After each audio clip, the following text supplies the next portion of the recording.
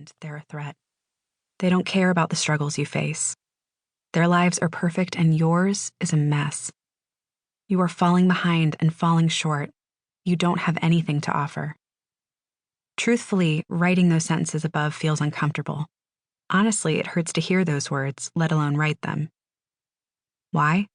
Because these aren't hypothetical phrases or a made-up list of potential narratives floating around in some theoretical person's mind.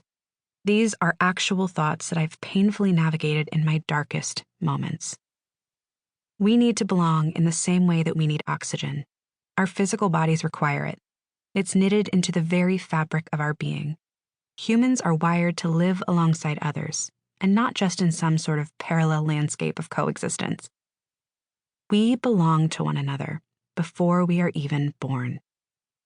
Through the blending of genetic blueprints, through the weaving together of two other human lives, our own being takes shape.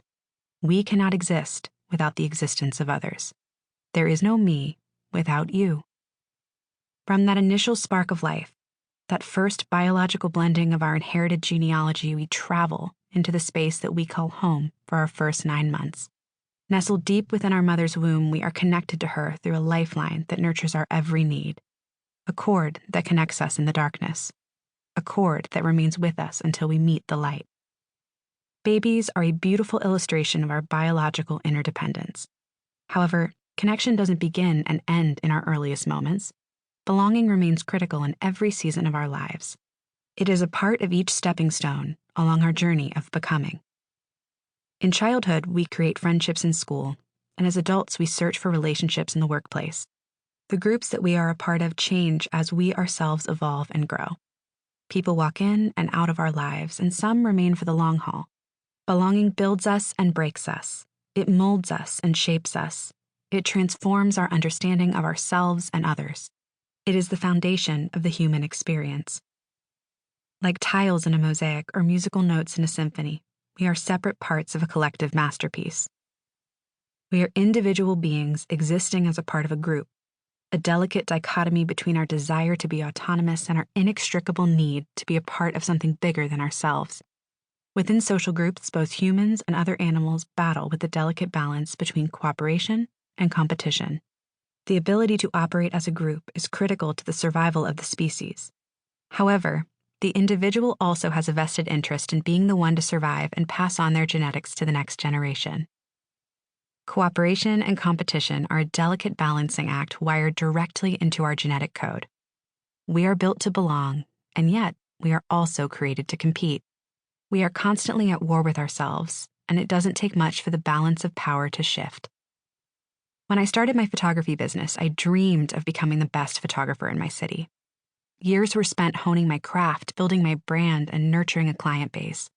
I was a solopreneur competing at the top of my game. However, I wasn't doing it alone. My success was propelled by the success of others.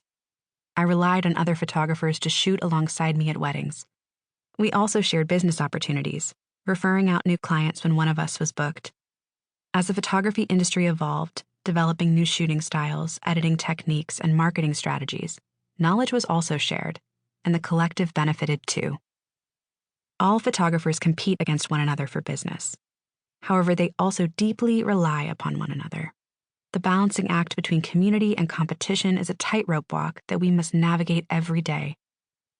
I have spent years unpacking the significance of this duality, the craving we have to compete, and the calling we have for community.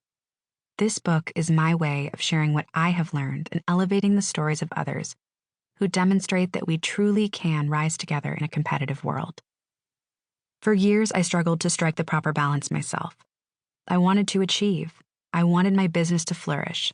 I also wanted to belong to a community whose members truly supported one another. And I'm not talking about a shallow, superficial type of friendship. I wanted the real thing. I longed for deeply authentic and selfless camaraderie. I yearned for radical kindness. People caring for other people without expecting anything in return. No hidden agendas, no tearing others down, no comparison monsters knocking on the door. I desperately wanted something different. Yet there I was, sitting in the darkness of my office alone, competing, comparing, and scrolling deeper into the void.